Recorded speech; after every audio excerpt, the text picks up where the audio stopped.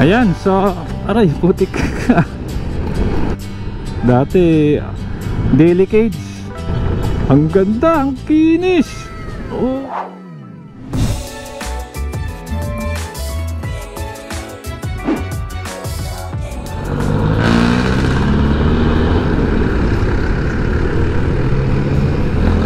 Okay, magandang araw mga kababayan. Ito, we're back in Manila. Ayan, pero it's not raining. Ayan o, National Museum mga kababayan. Ngayon lang ako nakabalik muli rito. Namiss ko tong lugar na to. Ayan o, ganda ng National Museum. So ngayon nga po ay di ba bukas na yung Lagos Nilad Underpass.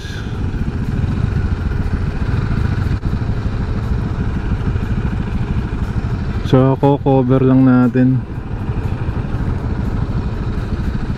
Cover lang natin mga kababayan, no? Pupwesto lang tayo. Pero dito sa pwesto natin, matadaanan mo lang kasi yun, patap eh. So ito kasi pa ano tayo, pa Divisoria tong daan na ito, no? Paquiapo.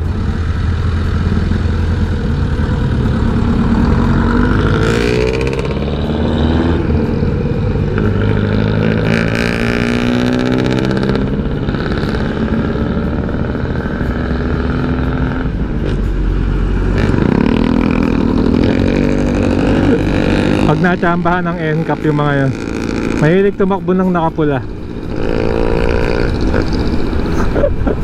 Bahala sila. So ito, dadaanan natin. Ito, Lagos Nilad na to. Ito yung bridge.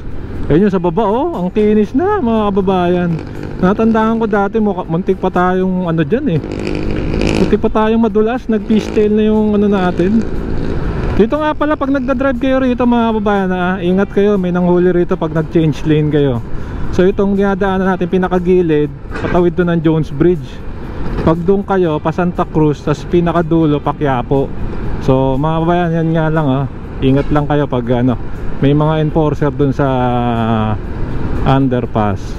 So mamaya dadaan po tayo sa Lagos Nilad Underpass, sama lang kayo at yan, maglibot-libot muli tayo sa Maynila.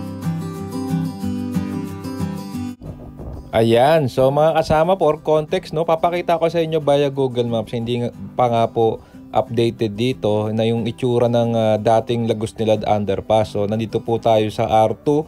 Yan po mismo ang tapat lang tayo, no, ng mismong Manila City Hall. At ayan, so puntahan na natin yung Lagos Nilad Underpass. Nabanggit ko nga po kanina na dati muntikan na tayong maaksidente sa motor dito kasi nga sobrang ano po dito eh, sobrang lubak, tapos uneven yung kalsada. Talaga pong siguro kung nakadaan ka na po dati bago ma-renovate, magigets nyo po yung sinasabi ko. So ito po, daan na tayo, papakita ko po sa inyo. Hindi po siya asfaltado, marami pong lubak, mga patsi-patsi. Although pinaganda naman po yung pader, tapos sikat pa nga po to dahil bumabaha. Ayan, no, tingnan nyo, may harang may mga parte pong madulas, nilulumot at bukod pa sa malubak. So takaw aksidente talaga, no. Buti nga po napaayos na renovate na ngayon. Talaga namang ang sarap ng daanan, safe na safe. Ayan, so tsaka sana naayos na rin yung drainage, no.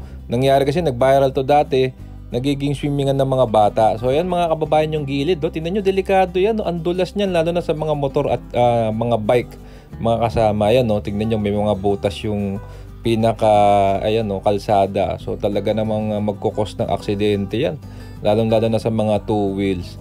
So dire-diretsuin natin yan, no? Papuntang Top Avenue tayo mga kasama. Ito naalala ko, dito ako muntikan mga kasama yan, yung pag-angat na dyan na nag-fishtail po yung motor ko dyan, buti na recover ko. Kundi semplang po talaga tayo. Ayan, so yun po yung itsura ng Lagos Nilad Underpass. Magaspang din po yan, bukod po sa malubak. Yung mga naalala ko dati nung dumadaan ako. So yun na po, pagpapunta na po dito ng top, medyo okay na po rito kasi patag na po at na-asfalto na ng maayos. Pero yun nga, yung mismong underpass ay talagang malubak. So ito nga po yung for context, yung dating itsura ng Lagos Nilad Underpass before renovation.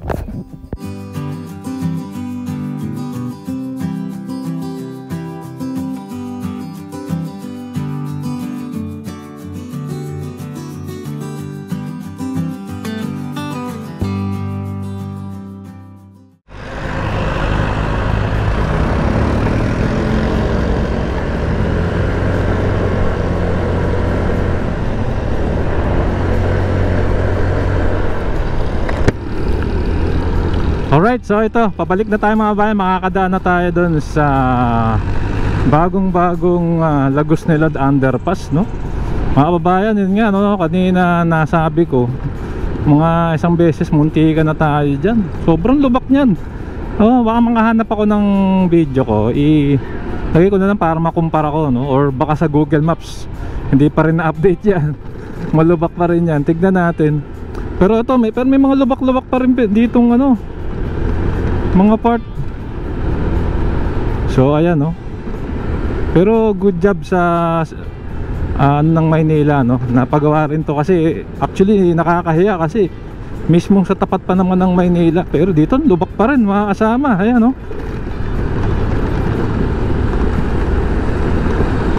So pwesto na tayo rito. Liwa. Ayan na, Bonifacio Shrine. So dito na tayo. Huhuy, Lagos Nilad Underpass. First time natin makakadaan. Maganda yata sa gabi rito, pero ito, ang ganda na rito. Dati daily cage. Ang ganda, ang kinis. Di ba? Pero kung lulubos-lubusin ko na, sana ma-espaltuhan na rin mga kababayan.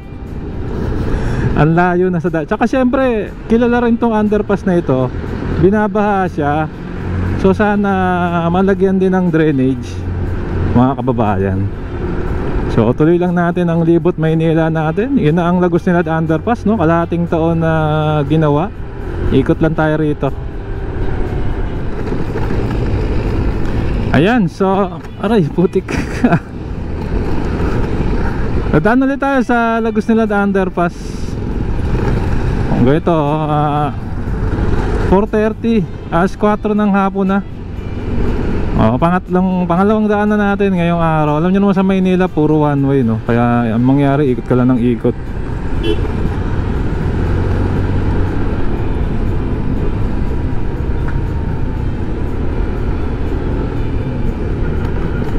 So ito na, Lagos Nilad Underpass mga kababayan. Ang kinis na. Although may mga bounce pa rin, hindi na katulad nung dati na deadly. Ang mga sasakyan dito, mga hyper, alam mo smooth yung kalsada, Ayan, so go na. Makikita nyo tong Luneta Park, pinapaganda. Ang lalim ng lubok. Wala na yung relief map, pinalitan ng ganyan.